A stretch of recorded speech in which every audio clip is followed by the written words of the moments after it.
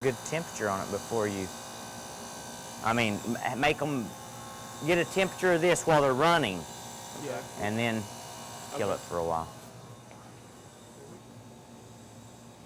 Hey Rex, I'm good. Good to go. Okay. Tell me when you're rolling. Rolling. Okay. Boyd, one of the things that we say is a selling point of our school are like hands-on lab activities. I guess you're doing something like that today.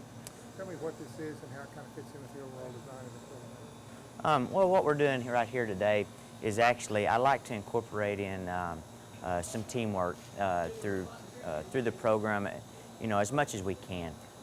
We still like to have some individualism as far as specific jobs go, because most of the time these technicians are going to come out of our school here and go into the industry pretty much driving a service van. They're going to be out there by themselves, critical thinking, solving problems, doing things, by themselves. But still at the same time, we feel here as instructors that our number one goal is to prepare the students fully for the industry.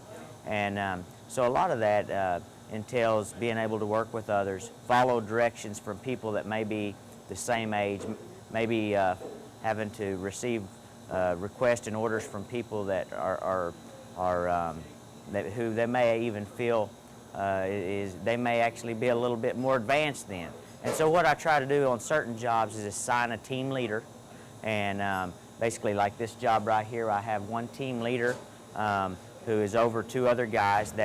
He's the one that allocates different tasks, things like that. And so basically what they're doing right now is adjusting some temperatures and pressures from this one machine here for 2 or 3 other cases, basically.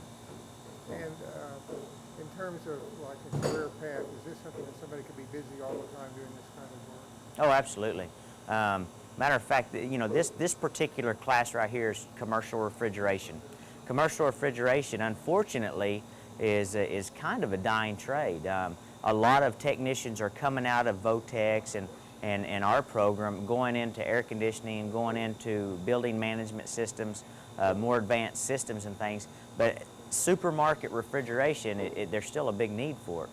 And so, yeah, it's now one of the unfortunate things about this side of our industry is that product needs to be conditioned 24/7. It doesn't take a Christmas break. And so when a box goes down, there can be literally thousands of dollars of product in just one case. And so, we have to have a technician there within several minutes. So, my father-in-law used to have Munger Fixture Company, and he was like going all the time. Is that right? Yeah. So, Yeah. it sounds like it's kind of a recession-proof type career in a way, or job. Definitely. I know that's kind of a buzzword today, recession-proof, but I don't really think there's a lot of fields that can even come close to being as recession-proof as what this is. We're all going to have to eat, yes. So we could call food preparation a recession-proof, but at the same time, the food has to be kept at a conditioned temperature to keep it from spoiling. So is this pretty hard to learn to do all this kind of stuff? This is a 5th semester class. There are several prerequisites that you have to have before you can come right into this particular lab and be successful. This particular lab has kind of been labeled as maybe the icebreaker a little bit. It is a little bit tougher. It's kind of demanding. A lot of curriculum that I have to get to them in 15 weeks. So they're busy all the time.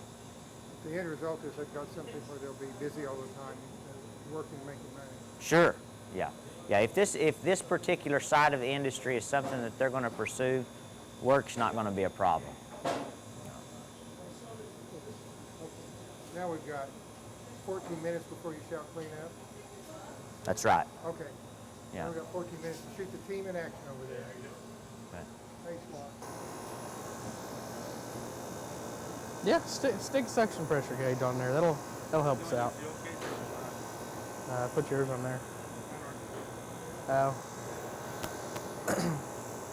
Getting that discharge temperature now? Yeah, What's that like compared to the last one? it's like 210. Really? Well, that one ain't running. but they did say, it does say get it for both compressors, so this one over here will probably be higher, but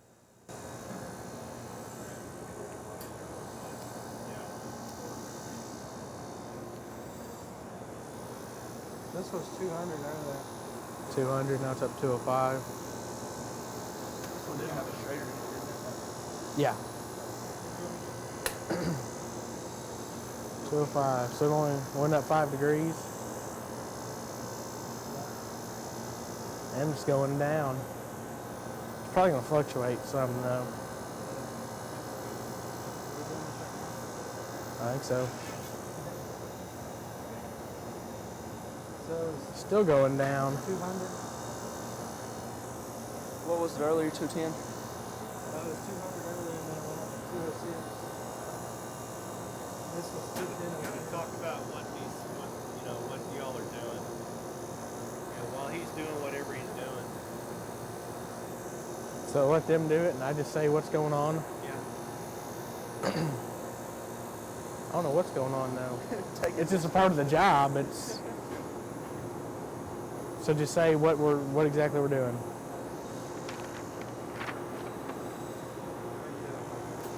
And what we did was the part of the job was to read the discharge temperature on both compressors.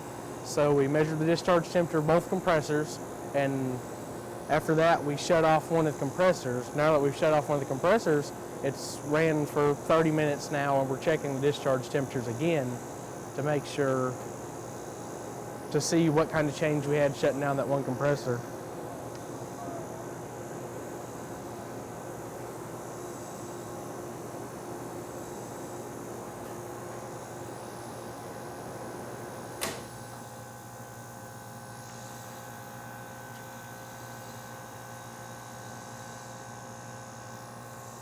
That's still weird that it says measure the discharge temperature on compressor B before we fire it back up. Yeah. That's kind of weird. It says measure it again and then turn the switch back on. 98. 98. Supposed to measure it twice before you turn it back on? Is that what you just said? Well, no, it said once we shut it off, let it run for 30 minutes and then measure the Okay, discharge yeah, we let it run temperature. for 30 minutes. So what kind of change did we have? Increase 5 degrees on the Okay, check that one. on A.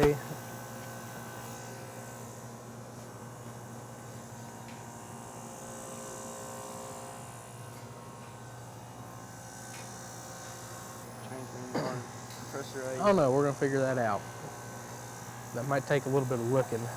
Compressor A increased. It's got to load the compressor A up some more, other than just it had that other one to help it out, and now it doesn't even have it to help it out.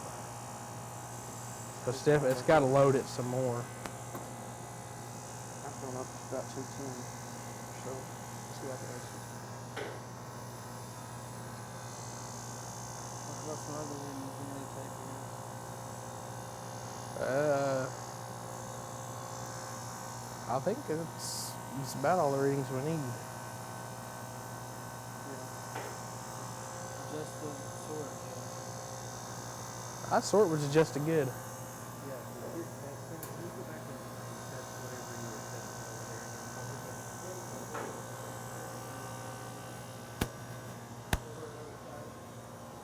there. Turn that fan back on and check that again. Yeah, you could. It makes way too much noise. After this class. I got an hour break. I got a break too. All right, government. 2 breaks in a government.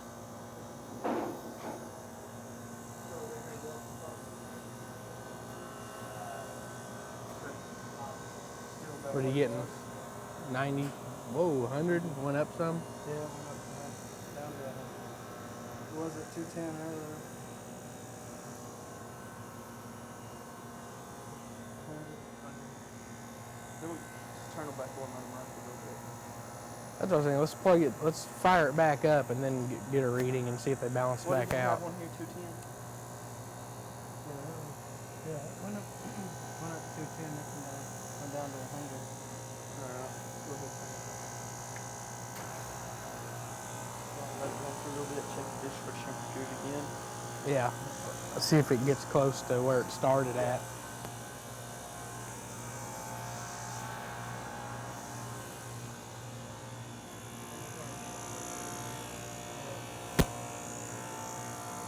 Yeah, it's got to. It just started running.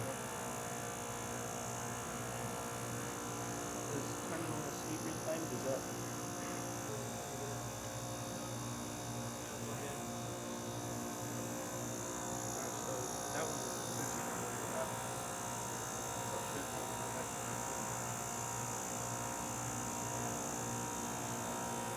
So that was like moving around, or was it staying about the same? Shut off on you. There's just not enough load in here to want to run both compressors all the time.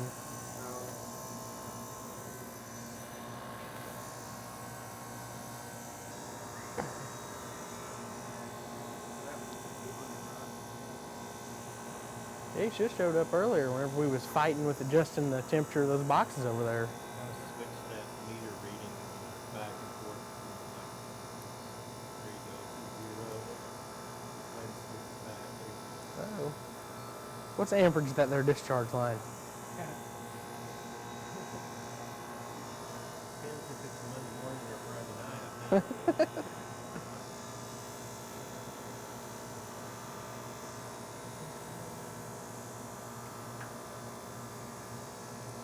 Put your amp clamp on that, find one of these solenoids that, find you a solenoid that's energized with that amp clamp.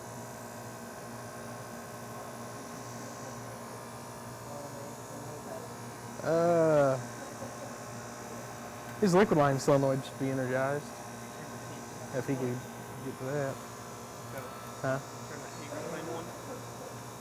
Well, it's gonna make a bunch of noise. Oh. See what else. Check. See if that one's energized. Nope. Our sorts aren't going to be energized. Oh, yeah, it is. Got some amperage. Got a bunch of amperage. Go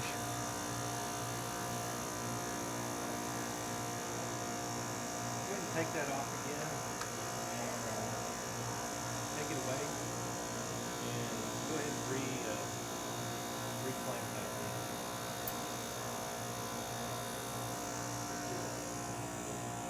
One more time. And just kind of take it, bring it back to your body.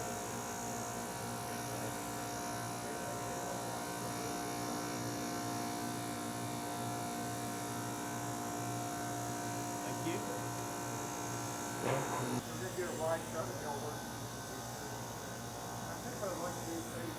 Summarize what we did today. Our productive day we got here. You're the speaker. Yep, that's me, team leader. Took superheat, set box temperatures, checked box temperatures, checked out OR, head pressure. Yep, we did work today. He give you that paper so you can read off the superheats and stuff? No, I got it. Someone grab that discharge line. What's this gonna be like? Do what? Well, they're showing us. Uh-oh, is that my meter? Oh, yeah. So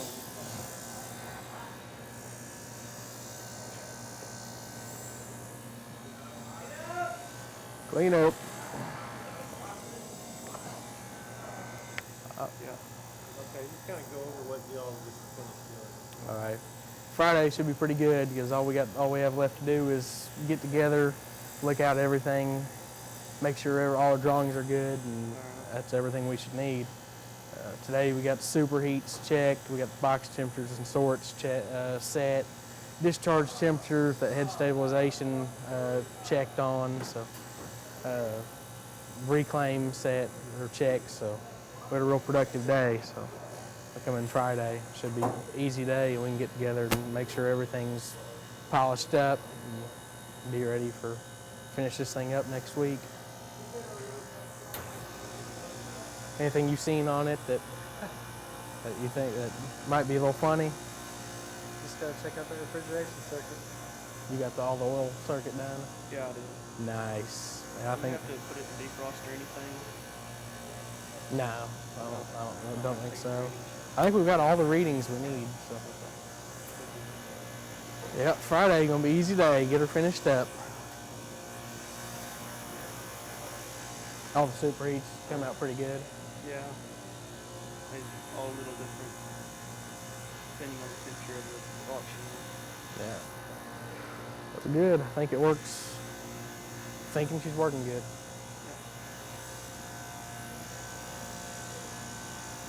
Said hope.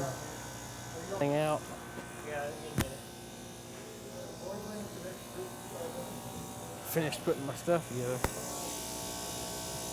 It'll take them a little while to come in and get started. That's where these guys work. Well, he could tape this group in the next class. They're a heck of a group. Streaver, Vaughn. There'd be some characters. Y'all are the heck of a group. Yeah. That too. I don't know, we don't have as many characters as Vaughn and Streaver. John and Devin are kind of quiet. So John and Devin are kind of quiet. Vaughn and Streaver Happens. can't keep them from talking. Got everything? Yeah. Don't want to lose 5 points. It'd be on tape.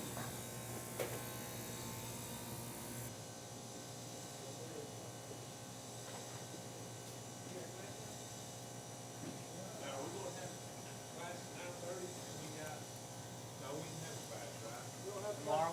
Oh, no, yeah, I'm sorry, no class tomorrow. Test tomorrow. Yeah, test tomorrow. Not mine, though.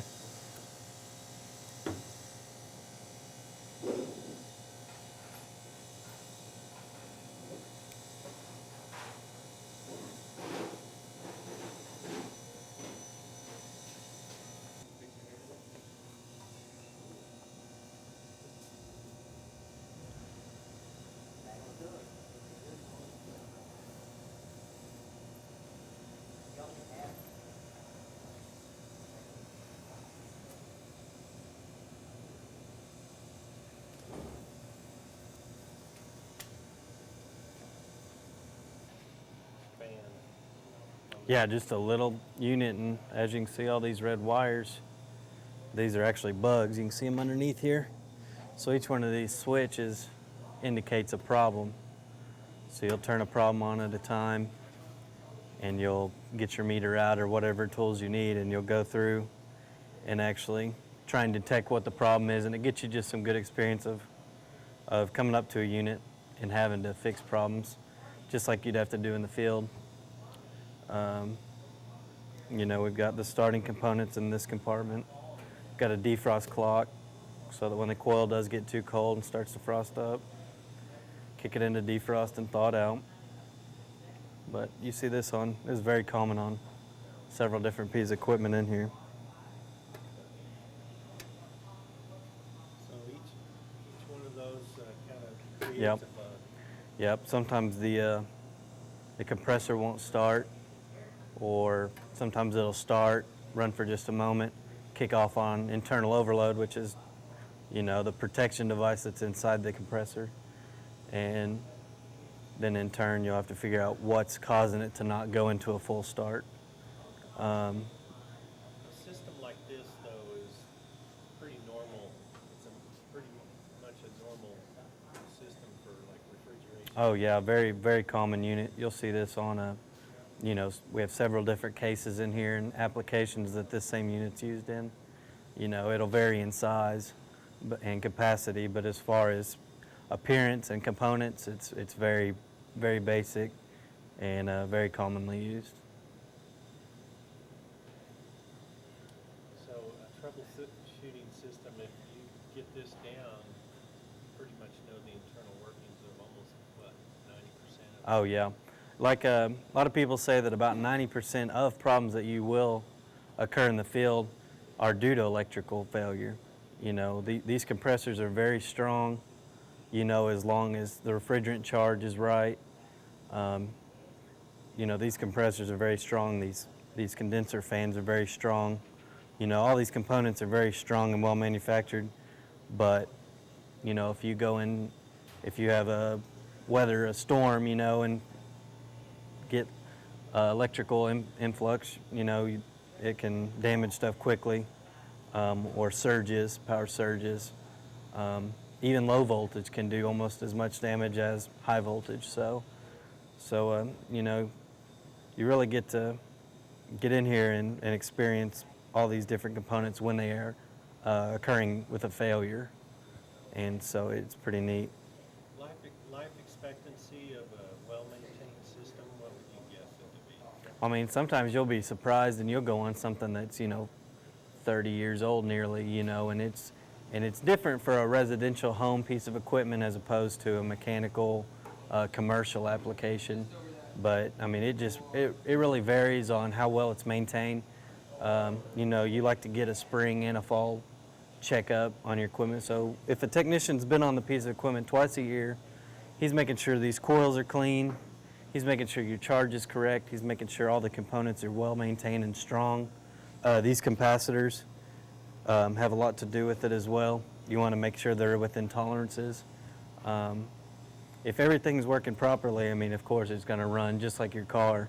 A well-maintained car is going to run, you know, twice as long or whatever it may be, compared to something that they let, you know, as much traffic goes through a kitchen at all times. You've got people coming in delivering food, you've got people preparing food, and it just, you know, it's just equation for disaster on equipment as far as dirt goes. Dirt's a number one. It's a very large killer of these systems. Let's get some shots of it. Yeah, let you do some testing or troubleshooting. Hope I remember. There's a light for you, Ward, if you like to look. You might just slide out of your way, like over here. A little further, there you go.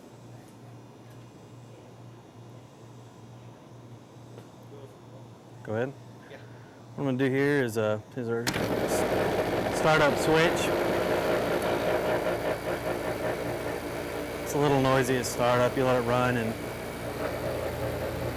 let the pressures get settled.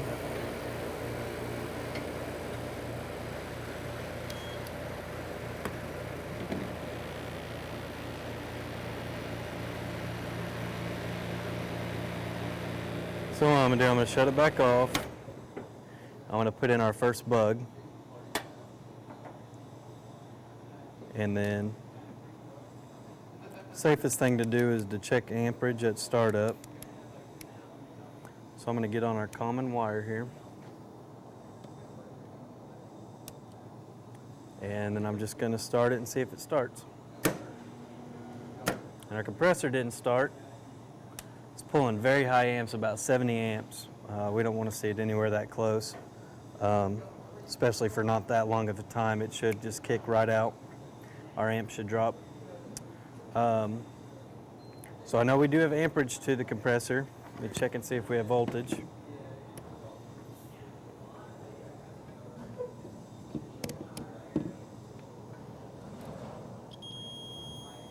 And we do have voltage. So then my next thought process, you're going to go through your thought process and just say, what helps this compressor start? And here's our starting components in this box here. Just from experience, I figure it's probably this start capacitor's got something to do with it, so we're going to check amperage and voltage on this start capacitor.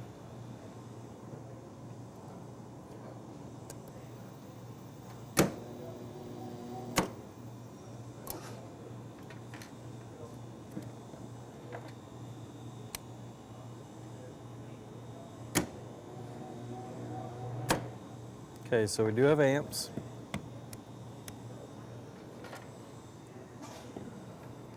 I'm going to check voltage one more time.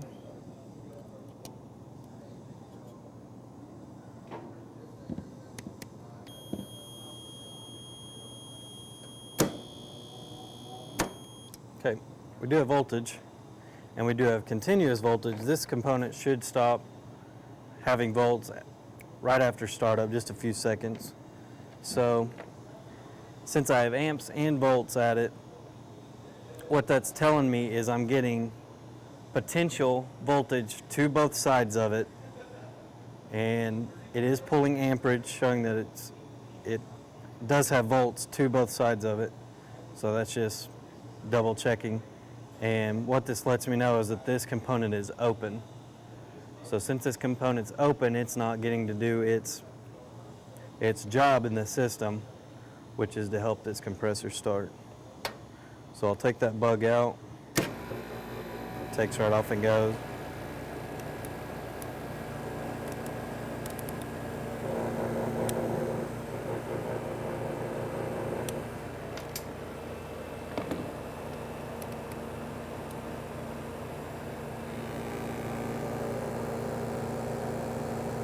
And it is open. So what you can do is you check while it has the bug in it, and then to double check yourself, you take the bug out and make sure that you are right and you're good.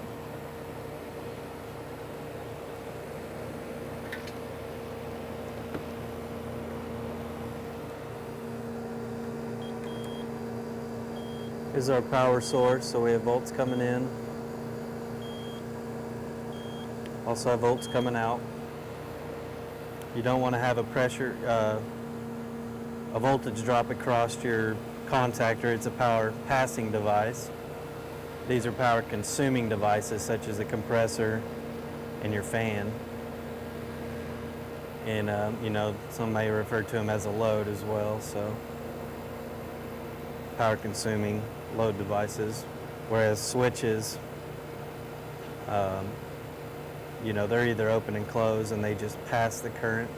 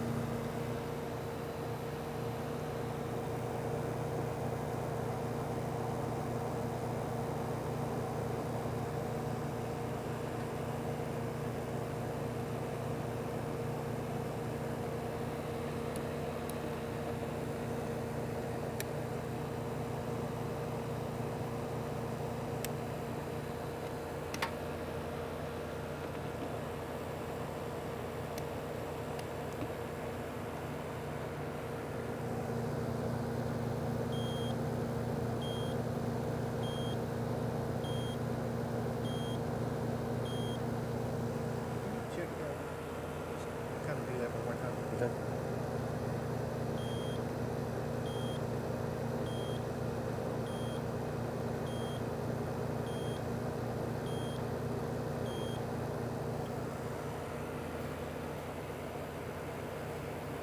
And just for a cutaway shot, can you turn the fan off and then I'll have you turn it back on? The entire thing. Okay.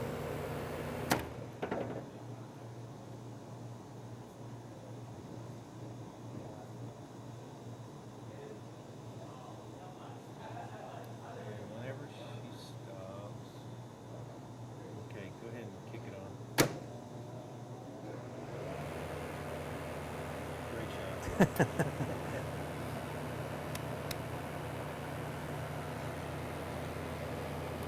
So, you're working on bug 2, I guess, now? Well, Still working on it. I went through it and realized that what it is it's our timer motor is open. So what that'll do is it will not be keeping time of when it's time to go into defrost. These units take into consideration how long it needs to run before going into a defrost cycle. And what that does is it clears your evaporator coil of frost.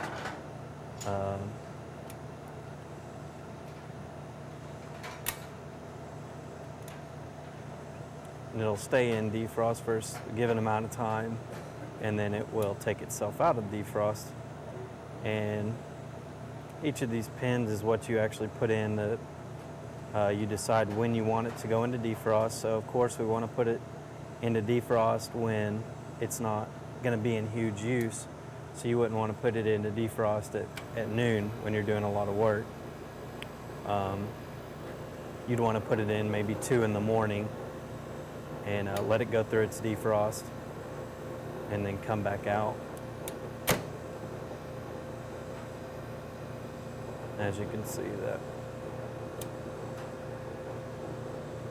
And that's something that's done by the technician. You will need to meet with the store owner and ask him what the times that are best for him.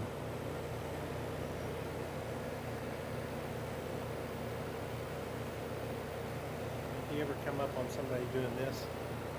Yeah, you directly want to kick them off of it. I'll let you keep testing. Okay.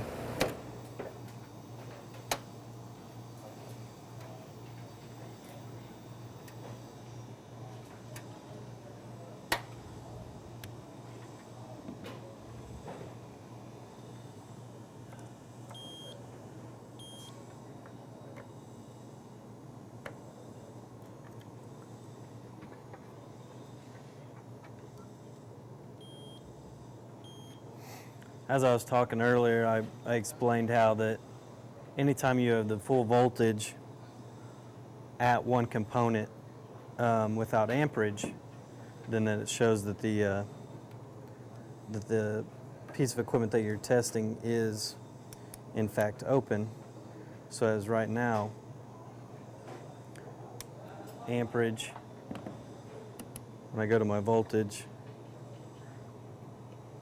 I have the full voltage, but I didn't have any amps. And what that does is it tells me that the coil to this is open, and what it's not going to do is pull the contacts together and let this voltage cross through. We keep our control voltage, as a different circuit than our high voltage, and the low voltage is what we call the control voltage. So as you can see, I have 120 volts on the one side, but it's not getting through, and that is due to the fact that the coil is open and not closing. So that is an open contactor coil.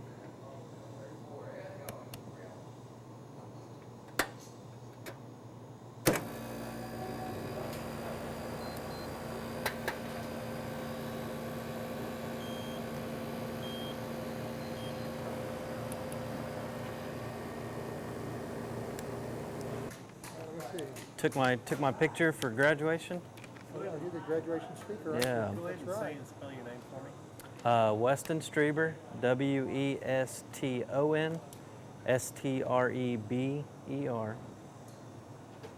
you a student here then? Do what? Graduating? Yeah, I'll be graduating April 23rd. So He's pretty soon. It's always fun to start shooting something. They're not expecting it. Yeah. A little more natural. Yeah. Yeah.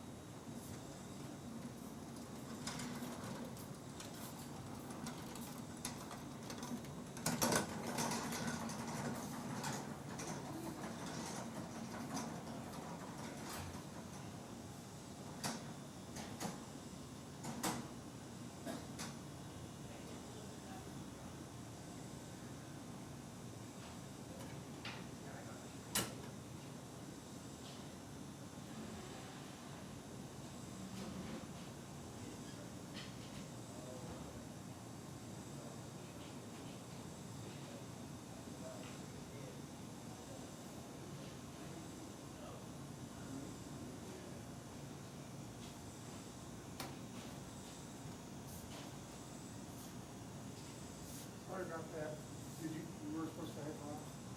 Were you supposed to have rocks? Did you have to have rocks for everything? or just sometimes? So I'll probably just give these to you guys and let y'all carry them around with you. Yeah, because I've done shoots before when they suddenly realized, oh, you gotta have your safety glasses on. You have to go Yeah. back and reshoot the whole thing, so. I don't mind that y'all moved. I didn't really want to be shot very much anyway. Well, we thought we might come back, but I'm not. I mean, if you guys aren't gonna have me talk, y'all can watch me do it. I can talk a little bit. I just, Oh, I no, don't. you don't need to talk, we need to have something to show while he's talking, while the professor's talking over. Oh yeah, go ahead. I just don't like talking on camera. Oh, no, you don't have to. Oh, okay, yeah, then no problem. Okay, good. As soon as he gets done, we'll come back and give it a shot at it. How much longer are y'all gonna be in here? Till 11:30. Okay, good.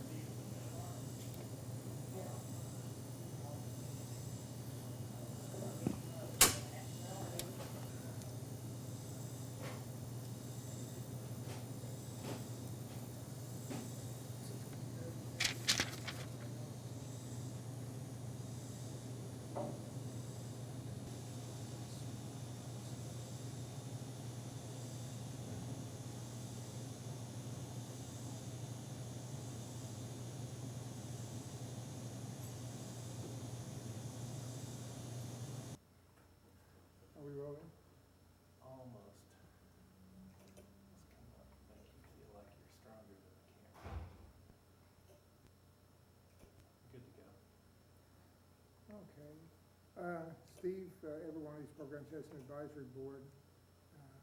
Why would the advisory board be pleased with this program? Well, the construction technology division, overall, different areas like the air conditioning, refrigeration, has a lot of different fields. Our students go to work for some of the small contractors to the very large companies, Fortune 500 companies. So we have our advisors come in, and they're very pleased with the amount of labs that they have to represent real world situations. So that's one of the major reasons. And then the faculty are a big reason too, because they're seasons, they've worked in the industry before, they've done a lot of different things in the construction industry. And so our advisors come down to make sure that our curriculum is what they want really an entry level person to grow into, maybe a manager one day, to be able to understand and take. So them would be the reasons. It seems like something like air conditioning, there's never not going to be a need for that. It seems like somebody told me there were a need for electricity almost doubles every 2 years or something like that. So what would you tell a young person about this career field if they were trying to figure out what to do? Well, probably on the same line that, like you said, the air conditioning, everybody from offices to home life want definitely heat in the winter and cool in the summer. And so all your commercial sites, your school age, high schools and elementary, they want the same thing. So there's going to be need, from here until eternity sets in. So there's a lot of opportunity for young people and, people that are retooling that might have got laid off that are, we have quite a few students in their 30s, 40s, and a few in their 50s that come back, and this is a area where you can own your own business if that's what you want to do. And we give you the skills to own your own business, give you some management skills to also to make sure your business will work for you. And then, and if you don't want to own your own business, work for a company for a few years and see what you really want to do, because there is literally thousands of job opportunities in different avenues in the air conditioning refrigeration field. So you could work just about anywhere, on any job anywhere in the world? And that's true too. You could, either overseas if that's something you want to do, but anywhere in the United States. And of course, farther north you go, they're wanting more heat than they are air conditioning. But in the southern states, air conditioning is a big thing. We thought about that. Farther north, unless we care about air conditioning. I think we're good. You want me to roll now? Yeah, why don't you roll now? We'd go out target practicing, sighting them deer rifles and things, and we'd shoot Prince Albert cans, punch holes through them. And if you can hit a Prince Albert can 100 yards, you can kill a deer. That's what he said. So. You're good to go. Okay, we rolling? Yes, sir. Roger, we talked about this before, but what would you say to kids in high school thinking about what to do with their lives and maybe not even knowing if this is a really career option? How could you get them excited about that? Well, what I would do is reveal to them what the air conditioning industry is really about. It's not just a man driving around in a truck with an old toolbox and a dirty rag in his back pocket. It is a highly technical field that requires education, schooling, customer service skills, computer skills, and the ability to communicate with people when you're diagnosing their air conditioning, heating, refrigeration equipment. If they're looking at purchasing new equipment, you need to be able to give them peace and assure them that you know what you're talking about and that they can trust you. And building trust, building affinity with people. And there is a huge demand in our industry right now for HVAC technicians, ACR technicians across the world, especially in this part of the country. We have 6 months of air conditioning season here, so people like to stay cool. They're going to stay cool, whether it's commercially or residentially. So our people are going to want to, customers want people coming to them they can trust. And one thing we do with our students is not just teach them technical skills, we teach them soft skills. And their writing ability and their speech. They have to take a speech class, their speaking abilities, so they can communicate. And the students that will go through this program and go into the industry with that attitude are the ones that will be the most successful. They're the ones that will have a career, not just a job. So it's not just a job to get you by, this is a career, and you basically can write your own paycheck. You take it to whatever extent you want to, and you can be content to be a service technician in a van and make a good living, or you can become the owner of a company and employ 20, 30, 40, 50, 100 people and do very well.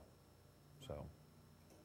And I noticed that there are so many kind of hands-on troubleshooting type labs around here. Yes. I guess that's really what you're focusing on. Absolutely. Is the ability to find problems quickly and solve them. Yes, it is one of the main things we teach.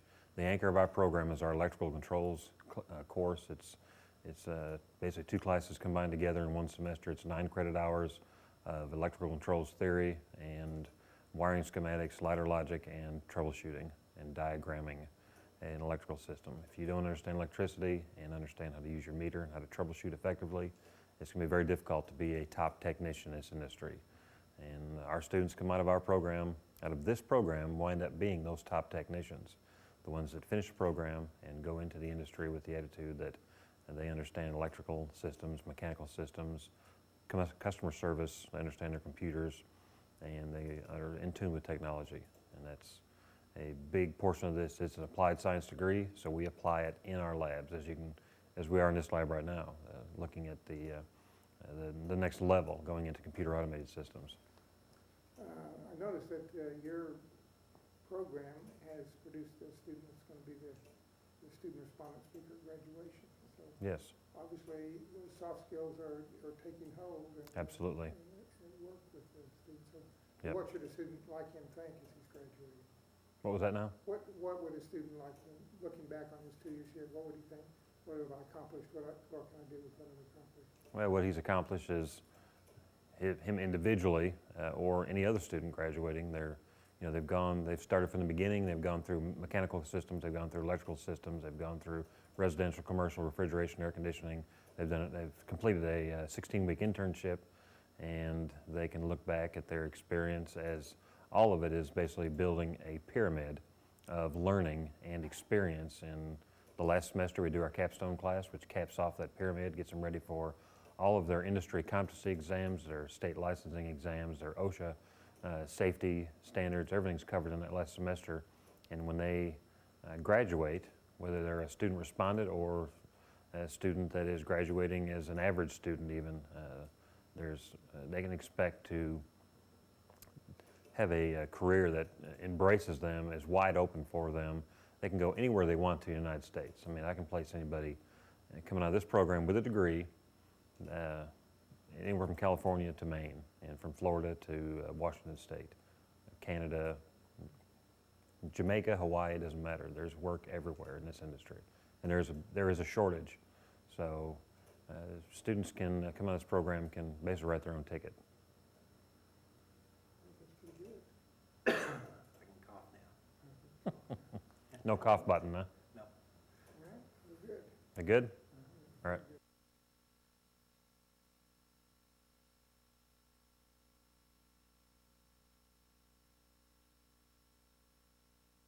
If it was 11 feet, because there was a hallway right here, if it was 11 feet this way, Okay, I thought the hallway went all the way down. then it was 15. That's what it is. Yes, my bedroom was actually just one end of that mobile home. Gotcha. That's where I was confused. Okay.